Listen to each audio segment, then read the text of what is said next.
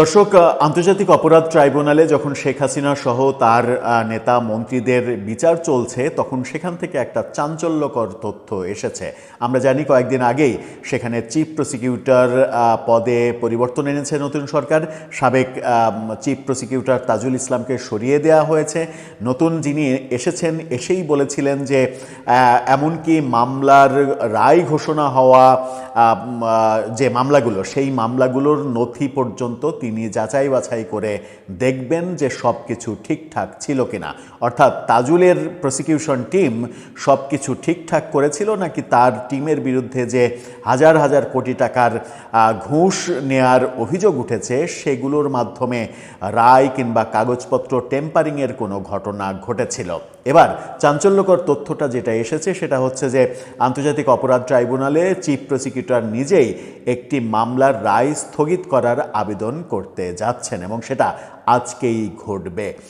কেন হঠাৎ করে মামলার রায় স্থগিত করাতে চাইলেন বর্তমান চিফ প্রসিকিউটর, সেটা একটা চাঞ্চল্যকর ব্যাপার হয়েই দাঁড়াবে হয়তো। তার মানে এই মামলার ব্যাপারে সামথিং রং, কোনো খারাপ ইনফরমেশন কিংবা কোনো ব্যাপক গড়মিলের কোনো ইনফরমেশন তার কাছে এসেছে।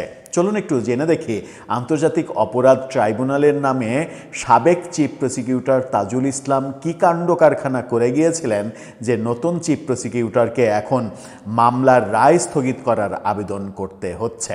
সেই আলোচনাই করব এই ভিডিওতে। থাকবেন পলিটিক্স টিভির নিয়মিত আয়োজনে।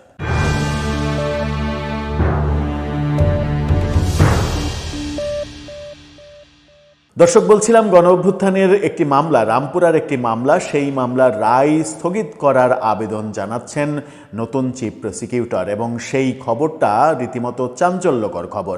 ডেইলি স্টারের এই শিরোনামটা দেখলেই আপনারা বুঝতে পারবেন। তারা দুটো ছবি দিয়ে এই শিরোনামটা করেছে। গণ অভ্যুত্থানে রামপুরায় হত্যাকাণ্ডের রায় স্থগিতের আবেদন করবেন চিফ প্রসিকিউটর।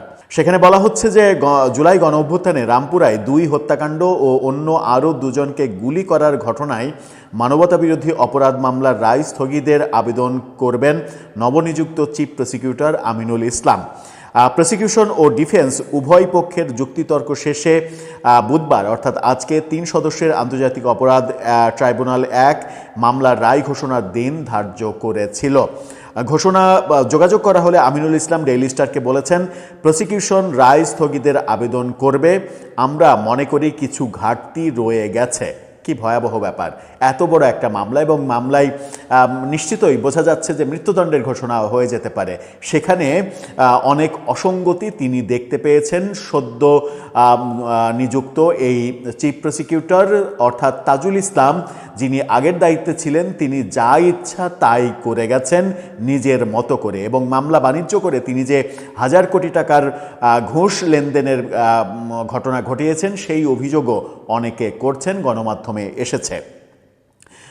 বলেছেন যে সেগুলো ঠিক করার সুযোগ আমাদের আছে, অর্থাৎ যে অসঙ্গতিগুলো আছে সেগুলো আগে ঠিক করবেন, তারপরে তিনি আদালতে আবেদন করবেন যে এবার আপনি রায় ঘোষণা করেন। তার মানে নিশ্চিত করেই যে আবারও এটার শুনানি হতে পারে।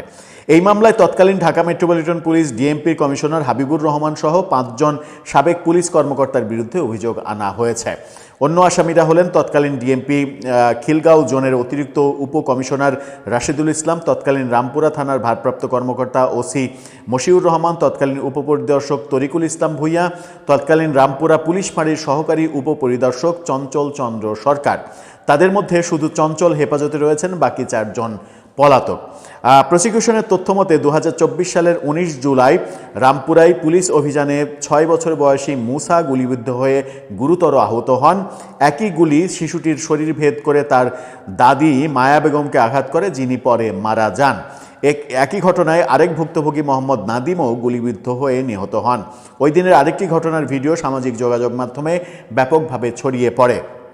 ভিডিওতে দেখা যায় 18 বছর বয়সী আমির হোসেন একটি নির্মাণাধীন ভবনের কিনারায় ঝুলে থাকার সময় 2 পুলিশ সদস্য কাছ থেকে তাকে উদ্দেশ্য করে গুলি করছেন। গত বছরের 7 আগস্ট প্রসিকিউশন 5 আসামির বিরুদ্ধে আনুষ্ঠানিক অভিযোগপত্র জমা দেয়। 17 সেপ্টেম্বর ট্রাইব্যুনাল তাদের বিরুদ্ধে 3টি অভিযোগের চার্জ গঠন করে। এখন নতুন চিফ প্রসিকিউটর আমিনুল ইসলাম তিনি মনে করছেন যে এখানে অনেক অসঙ্গতি রয়ে গেছে। সেই অসঙ্গতি কি সাবেক চিফ প্রসিকিউটর তাজুল ইসলাম ইচ্ছাকৃতভাবে মেটিকুলাস ডিজাইনে তৈরি করেছিলেন, নাকি এমনি এমনিই ঘটেছিল?